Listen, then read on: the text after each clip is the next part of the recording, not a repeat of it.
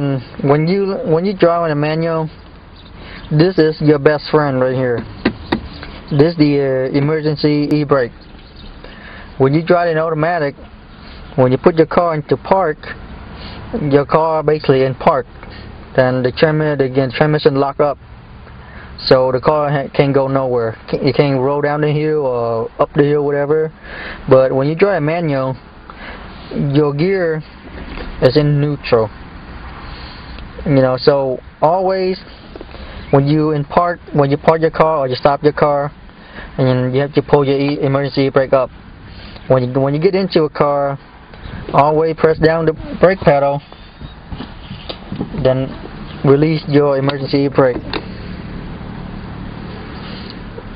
Then that's how you start. And remember, when you stop the car or park the car, you always have to pull it back up. And one other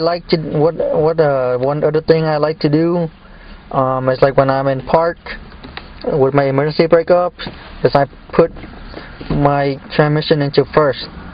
Basically, right now the car's in first gear, so even though if I release the emergency brake, the car won't go nowhere because the transmission is locked into first gear.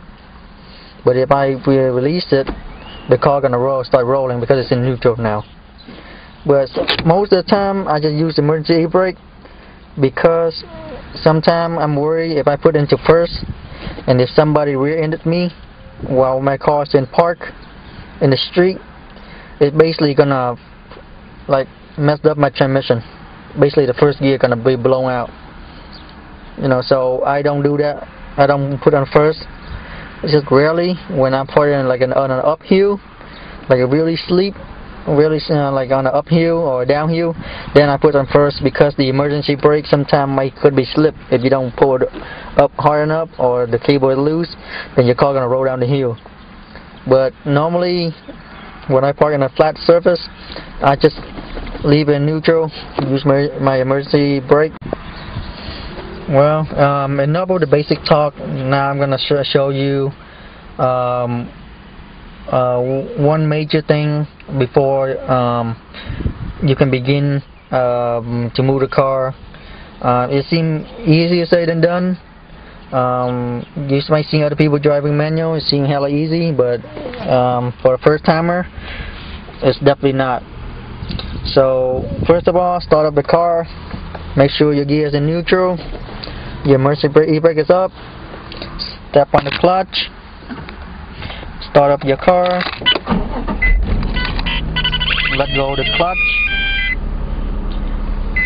step on your brake, release your emergency brake. Right now your foot is on the brake, your emergency brake is down, your gear is in neutral. Well, now it's important. Now the car is running, so your clutch is become very stiff. Then you can start to feel your gear is engaging or not when you get into gear. So what I want you to do is like step on the clutch, put your car in first gear, then try to release the clutch gently, slowly as possible. Then you to do this, just to find out like where your clutch begin to grab, then that's when it's just start to pull the car. So just release gently,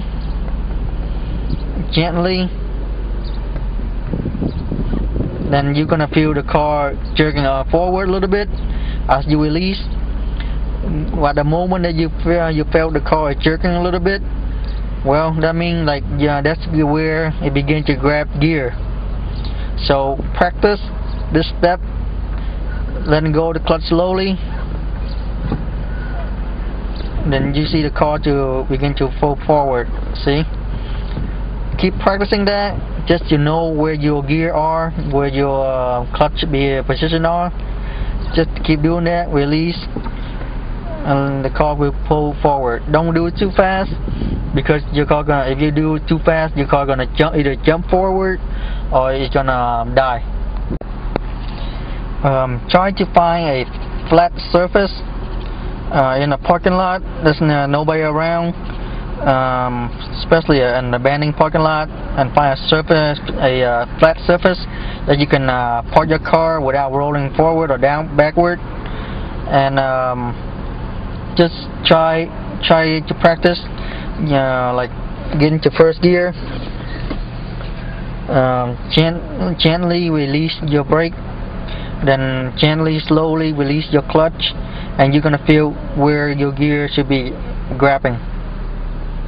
And the moment you see your car jerking forward, that meant the car is beginning to grab gear. That's how you know. Every car is different. Most car, the moment you release it, it grab gear. Some car, it's like you release it all the way up really high before it's engaging into gear. So you have to know where you're engaging on. That's very important, and that's the very first step. I recommend you to learn, because on every car is different, and when you want to learn how to drive manual smoothly, good, you have to know where your gear engaging. So if I'm releasing the clutch now, my car is beginning to move. See, now it start moving. It won't die. It won't die because my foot is still on the clutch, but it's not fully released. If I release it so fast, the car gonna jump forward, or it's gonna die, because my car right now is in a complete stop. So I cannot do that. Okay, when you know where your clutch engaging are,